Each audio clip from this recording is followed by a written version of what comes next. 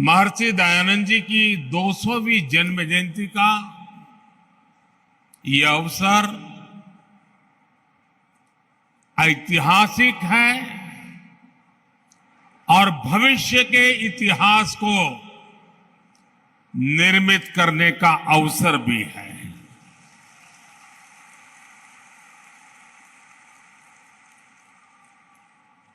ये पूरे विश्व के लिए, मानवता के भविष्य के लिए प्रेरणा का पल है। स्वामी दयानंद जी और उनका आदर्श था कृण्वन्तो विश्वमार्यम,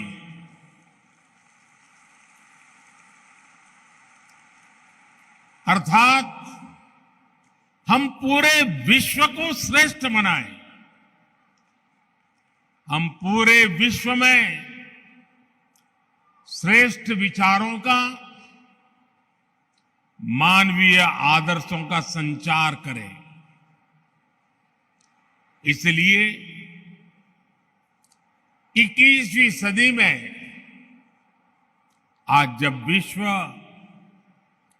अनेक विवादों में फंसा है, हिंसा और अस्थिरता में घिरा हुआ है, तब महर्षि दयानंद सरस्वती जी का दिखाया मार्ग करोड़ों लोगों में आशा का संचार करता है।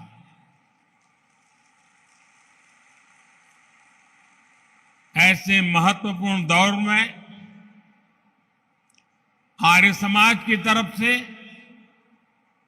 महर्षि दयानंद जी की 200वीं जन्म जयंती का ये पावन कार्यक्रम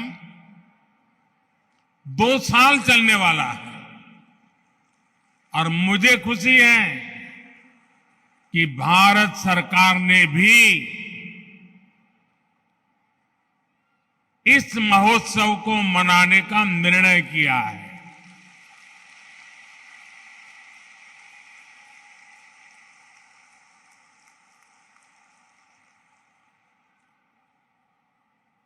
मानवता के कल्याण के लिए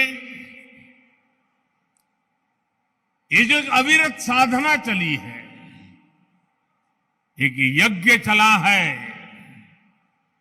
अब से कुछ देर पहले मुझे भी आहुति डालने का सौभाग्य मिला है।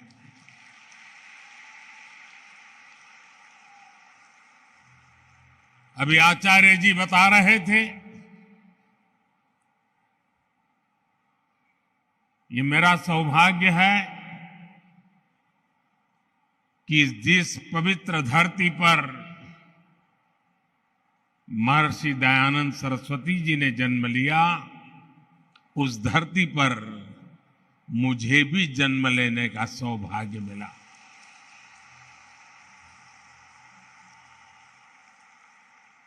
उस मिट्टी के से मिले संस्कार, उस मिट्टी से मिली प्रेरणा आज मुझे भी महर्षि दयानंद सरस्वती के आदर्शों के प्रति आकर्षित करती रहती है। मैं स्वामी दयानंद जी के चरणों में श्रद्धा पूर्वक नमन करता हूं और आप सभी को हृदय से अनेक अनेक शुभकामनाएं देता हूं। साथियों, जब महर्षि दयानंद जी का जन्म हुआ था, तब देश सदियों की गुलामी से कमजोर पड़कर अपनी आभा, अपना तेज, अपना आत्मविश्वास सब कुछ खोता चला जा रहा था। प्रतिपल हमारे संस्कारों को, हमारे आदर्शों को हमारे मूल्यों को चूर चूर करने की लाखों कोशिशें होती रहती थी। जब किसी समाज में गुलामी की हीन भावना गर कर जाती है तो आध्यात्म और आस्था की जगह आडंबर आना स्वाभाविक हो जाता है। मनुष्य के भी जीवन में देखते हैं, जो आत्मविश्वास हीन होता है वो आडंबर के भरोसे जीने की कोशिश करता है। ऐसी परिस्थिति में महर्षि दयानंद जी ने आगे आकर वेदों के बोध को समाज जीवन में पुनर्जीवित किया। उन्होंने समाज को दिशा दी, अपने तर्कों से यह सिद्ध किया और उन्होंने बार बार बताया कि खामी भारत के धर्म और परंपराओं में नहीं है, खामी है कि हम उनके वास्तविक स्वरूप को भूल गए हैं और विकृतियों से भर गए हैं। आप कल्पना करिए, एक ऐसे समय में जब हमारे ही वेदों के विदेशी भाषाओं को, विदेशी नैरेटिव को गढ़ने की कोशिश की जा रही थी, उन नकली व्याख्याओं के आधार पर हमें नीचा दिखाने की, हमारे इतिहास को, परंपरा को भ्रष्ट करने के अनेक विध प्रयास चलते थे। तब महर्षि दयानंद जी के ये प्रयास एक बहुत बड़ी संजीवनी के रूप में, एक जड़ी बूटी के रूप में समाज में एक नई प्राण शक्ति बन करके आ गए।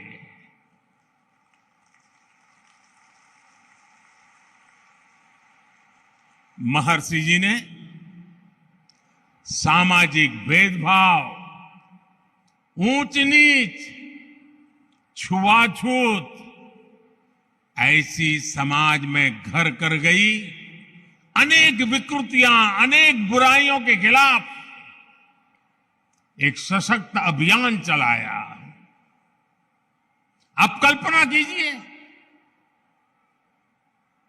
आज भी समाज की किसी बुराई की तरफ कुछ कहना है, अगर मैं भी कभी कहता हूं कि भाई कर्तव्य पथ पर चलना ही होगा, तो कुछ लोग मुझे डांटते हैं कि आप कर्तव्य की बात करते हो, अधिकार की बात नहीं करते हो। अगर 21वीं सदी में मेरा यह हाल है तो 150 पौने 200 साल पहले महर्षि जी को समाज को रास्ता दिखाने में कितनी दिक्कतें आई होगी।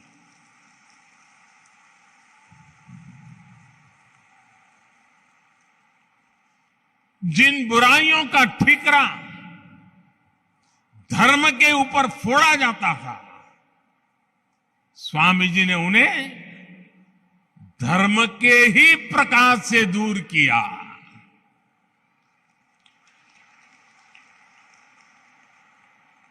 और महात्मा गांधी जी ने एक बहुत बड़ी बात बताई थी और बड़े गर्व के साथ बताई थी। महात्मा गांधी जी ने कहा था कि हमारे समाज को स्वामी दयानंद जी की बहुत सारी देन है, लेकिन उनमें अस्पृश्यता के विरुद्ध घोषणा सबसे बड़ी देन है। महिलाओं को लेकर भी समाज में जो रूढ़ियां पनप गई थी, महर्षि दयानंद जी उनके खिलाफ भी एक तार्किक और प्रभावी आवाज बनकर के उभरे। महर्षि जी ने महिलाओं के खिलाफ भेदभाव का खंडन किया, महिला शिक्षा का अभियान शुरू किया और ये बातें 150 पौने 200 साल पहले की है। आज भी कई समाज ऐसे हैं जहां बेटियों को शिक्षा और सम्मान से वंचित रहने के लिए मजबूर करते हैं। स्वामी दयानंद जी ने ये बिगुल तब फूंका था जब पश्चिमी देशों में भी महिलाओं के लिए समान अधिकार दूर की बात थी। भाई और बहनों, उस कालखंड में स्वामी दयानंद सरस्वती जी का पदार्पण पूरे युग की चुनौतियों के सामने उनका उठ करके खड़े हो जाना यह असामान्य था। किसी भी रूप में वो सामान्य नहीं था। इसलिए राष्ट्र की यात्रा में उनकी जीवंत उपस्थिति, आर्य समाज के 150 साल होते हो, महर्षि जी के 200 साल होते हो, और इतना बड़ा जनसागर सिर्फ यहां नहीं दुनिया भर में आज इस समारोह में जुड़ा हुआ है। इससे बड़ा जीवन की ऊंचाई क्या हो सकती है?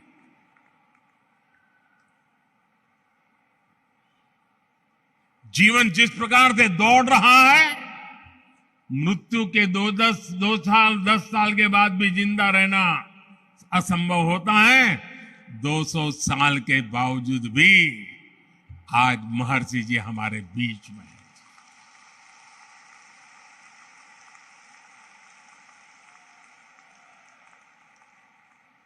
और इसीलिए आज जब भारत आजादी का अमृत काल मना रहा है, तो महर्षि दयानंद जी की 200वीं जन्म जयंती एक पुण्य प्रेरणा लेकर आई है। महर्षि जी ने जो मंत्र तप दिए थे, समाज के लिए जो सपने देखे थे, देश आज उन पर पूरे विश्वास के साथ आगे बढ़ रहा है। स्वामी जी ने तब आह्वान किया था, वेदों की ओर लौटे।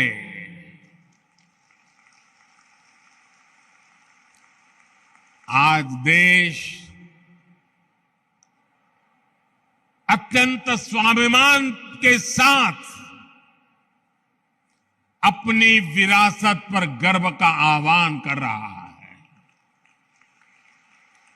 आज देश पूरे आत्मविश्वास के साथ कह रहा है कि हम देश में आधुनिकता लाने के साथ ही अपनी परंपराओं को भी समृद्ध करेंगे।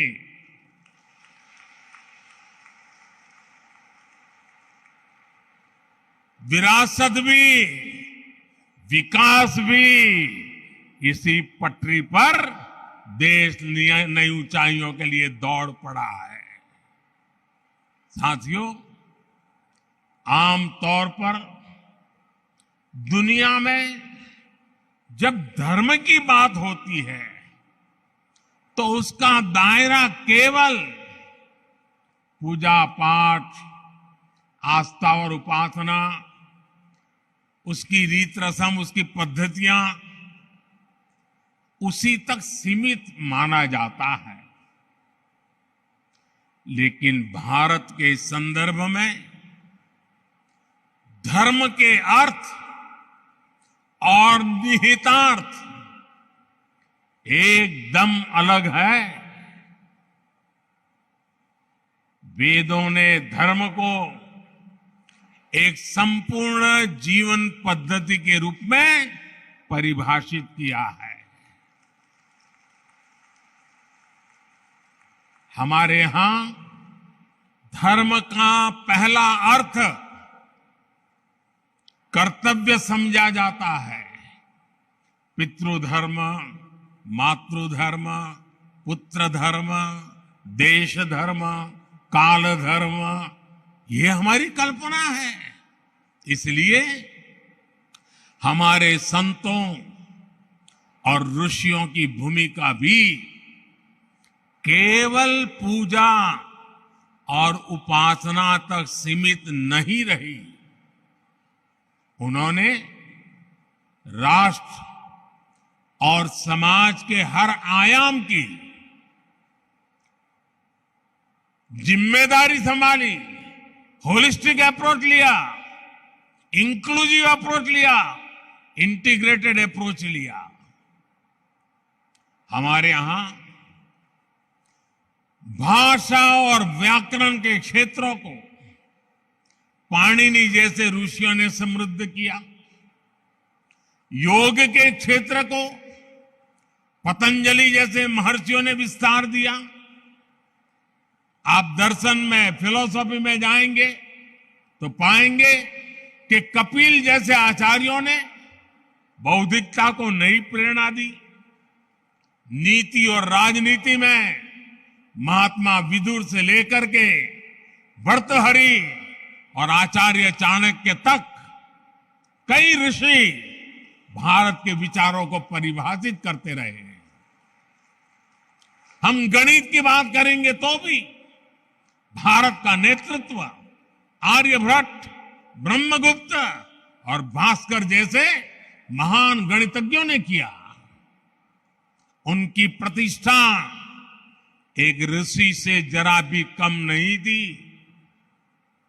विज्ञान के क्षेत्र में तो कणाद और बरामीर जैसे लेकर के चरक और सुश्रुत तक अनगिनत नाम है। जब स्वामी दयानंद जी को देखते हैं तो हमें पता चलता है कि उस प्राचीन परंपरा को पुनर्जीवित करने में उनकी कितनी बड़ी भूमिका रही है और उनके भीतर आत्मविश्वास कितना गजब का होगा।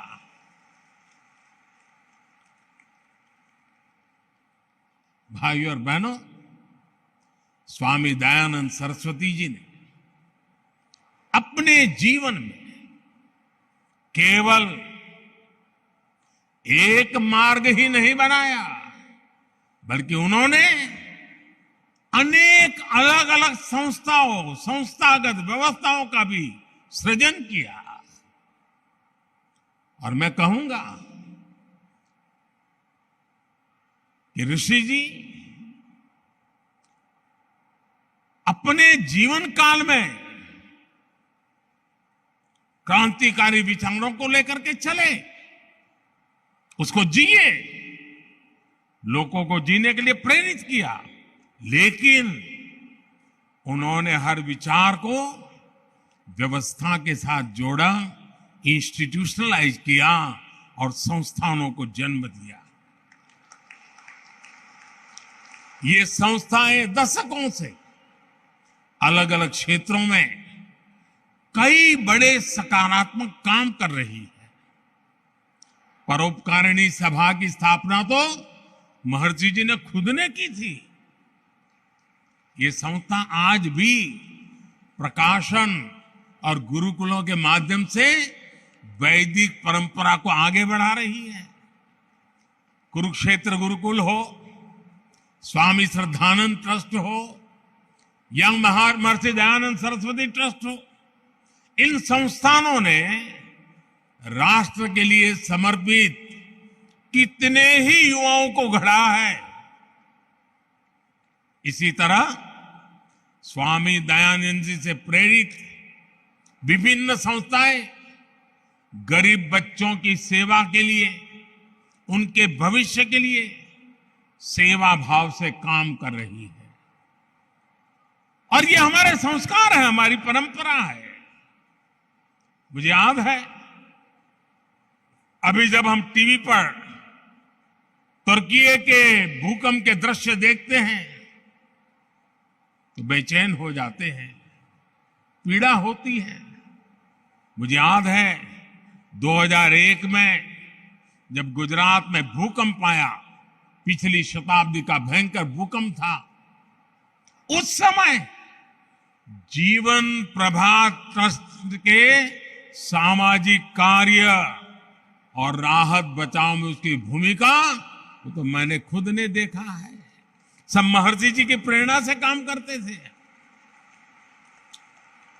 जो बीज स्वामी जी ने रोपा था वो आज विशाल वट वृक्ष के रूप में आज पूरी मानवता को छाया दे रहा है।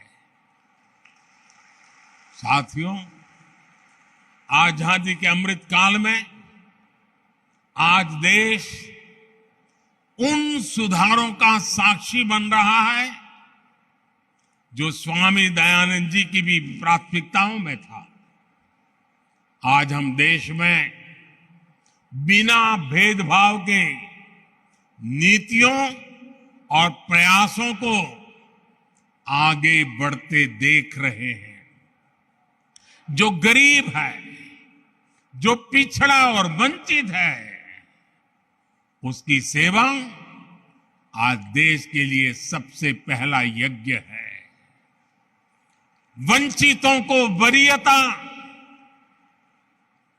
इस मंत्र को लेकर हर गरीब के लिए मकान, उसका सम्मान, हर व्यक्ति के लिए चिकित्सा, बेहतर सुविधा। आज देश की बेटियां बिना किसी पाबंदी के रक्षा सुरक्षा से लेकर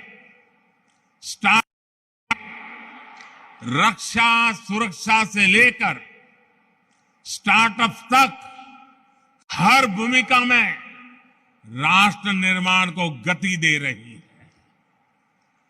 अब बेटियां सियाचिन में तैनात हो रही हैं और फाइटर प्लेन राफेल भी उड़ा रही है। हमारी सरकार ने सैनिक स्कूलों में बेटियों के एडमिशन, उस पर जो पाबंदी थी उसे भी हटा दिया। स्वामी दयानंद जी ने आधुनिक शिक्षा के साथ साथ गुरुकुलों के जरिए भारतीय परिवेश में ढली शिक्षा व्यवस्था की भी वकालत की थी। नई राष्ट्रीय शिक्षा नीति के जरिए देश ने अब इसकी भी बुनियाद मजबूत की है। साथियों, स्वामी दयानंद जी ने हमें जीवन जीने का एक और मंत्र दिया था।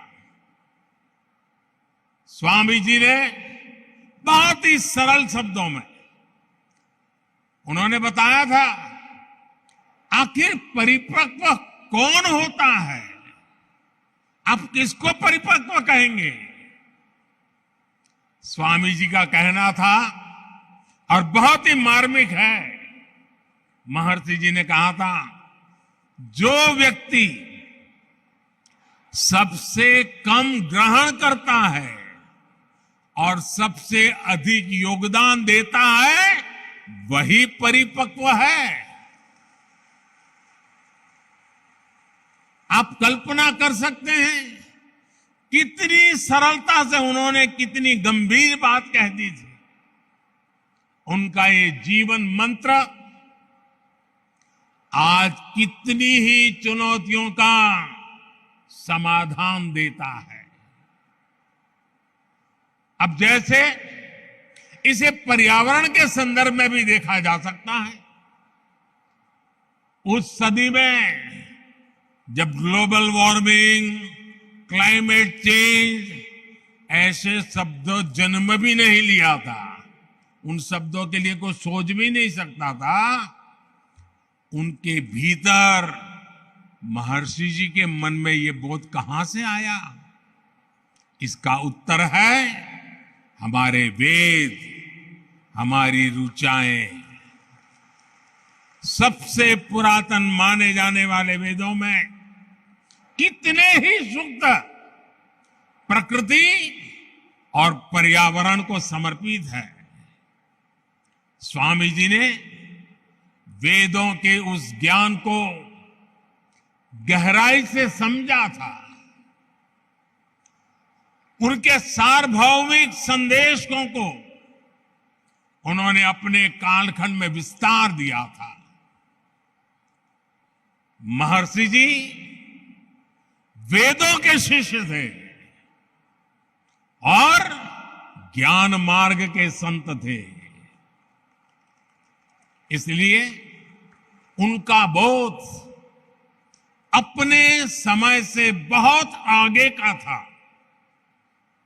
भाई और बहनों, आज दुनिया जब सस्टेनेबल डेवलपमेंट की बात कर रही है, तो महर्षि जी का दिखाया मार्ग भारत के प्राचीन जीवन दर्शन को विश्व के सामने रखता है, समाधान का रास्ता प्रस्तुत करता है।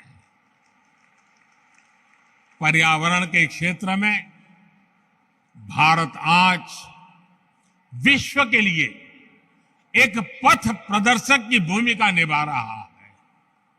हमने प्रकृति से समन्वय के इसी विजन के आधार पर global mission life, LIFE, life, और उसका मतलब है लाइफस्टाइल फॉर एनवायरमेंट।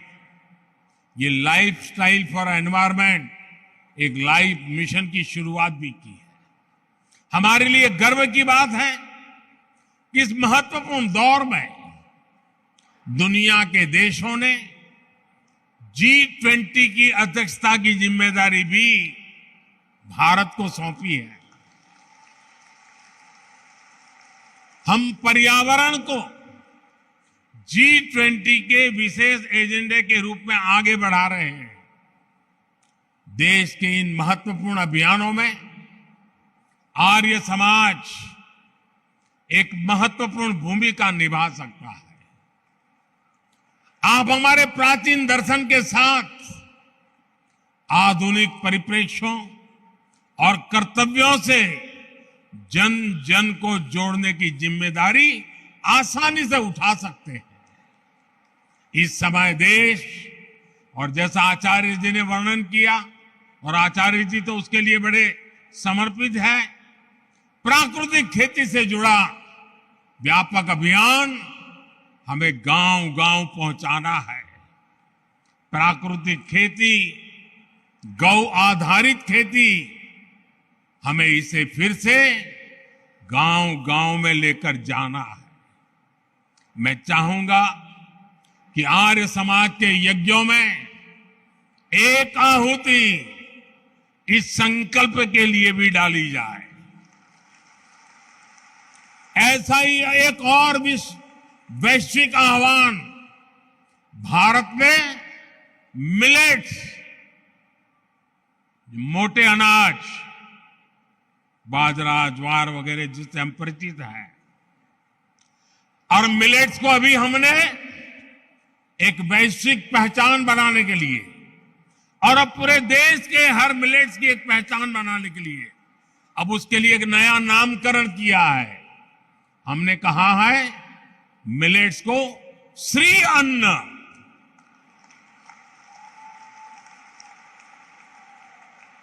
इस वर्ष संयुक्त राष्ट्र इंटरनेशनल मिलेट ईयर मना रहा है, और हम तो जानते हैं, हम तो यज्ञ संस्कृति के लोग हैं, और हम यज्ञों में आहुति में जो सर्वश्रेष्ठ है उसी को देते हैं। हमारे यहाँ यज्ञों में जौ जैसे मोटे अनाज या श्री अन्न की अहम भूमिका होती है, क्योंकि हम यज्ञ में वो इस्तेमाल करते हैं जो हमारे लिए सर्वश्रेष्ठ होता है। इसलिए यज्ञ के साथ साथ सभी मोटे अनाज श्री अन्न देशवासियों के जीवन और आहार को, उसे वो जीवन में ज्यादा से ज्यादा जोड़े, अपने नित्य आहार में वो हिस्सा बने। इसके लिए हमें नई पीढ़ी को भी जागरूक करना चाहिए और आप इस काम को आसानी से कर सकते हैं। भाई और बहनों, स्वामी दयानंद जी के व्यक्तित्व से भी हमें बहुत कुछ सीखने को मिलता है। उन्होंने कितने ही स्वतंत्रता सेनानियों के भीतर राष्ट्र प्रेम की लौ जलाई थी। कहते हैं एक अंग्रेज अफसर उनसे मिलने आया और उनसे कहा कि भारत में अंग्रेजी राज के सदैव बने रहने की प्रार्थना करें। स्वामी जी का निर्भीक जवाब था, आंख में आंख मिलाकर के अंग्रेज अफसर को कह दिया था, स्वाधीनता मेरी आत्मा और भारतवर्ष की आवाज है, यही मुझे प्रिय है। मैं विदेशी साम्राज्य के लिए कभी प्रार्थना नहीं कर सकता। अनगिनत महापुरुष लोकमान्य तिलक, नेताजी सुभाष चंद्र बोस, वीर सावरकर, लाला लाजपत राय, लाला हरदयाल, श्यामजी कृष्ण वर्मा, चंद्रशेखर आजाद, राम प्रसाद बिस्मिल, लाखों लाख स्वातंत्र सेनानी और क्रांतिकारी महर्षि जी से प्रेरित थे।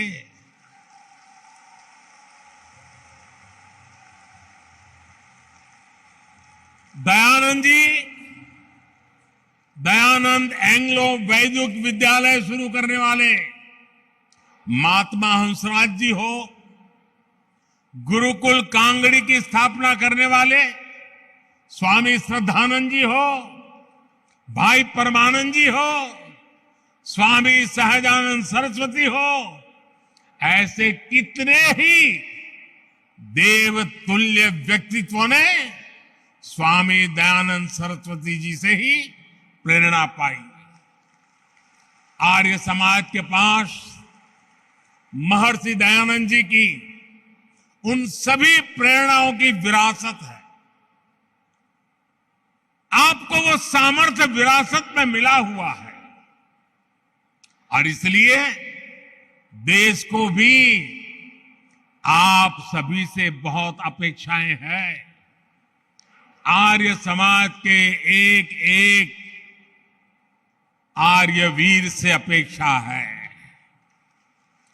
मुझे विश्वास है आर्य समाज राष्ट्र और समाज के प्रति इन कर्तव्य यज्ञों को आयोजित करता रहेगा।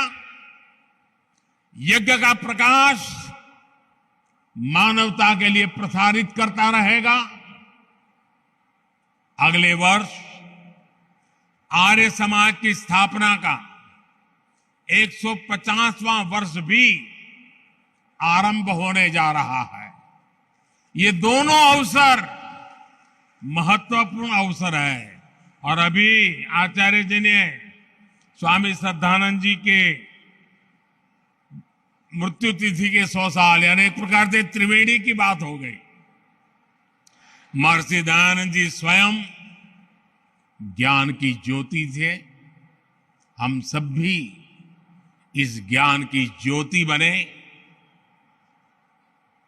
जिन आदर्श और मूल्य के लिए वो जिए, जिन आदर्श और मूल्यों के लिए उन्होंने जीवन खपाया और जहर पी करके हमारे लिए अमृत दे करके गए हैं। आने वाले अमृत काल में वो अमृत हमें मां भारती के और कोटि कोटि देशवासियों के कल्याण के लिए निरंतर प्रेरणा दे, शक्ति दे, सामर्थ्य दे। मैं आज आर्य प्रतिनिधि सभा के सभी महानुभावों का भी अभिनंदन करता हूं। जिस प्रकार से आज के कार्यक्रम को प्लान किया गया,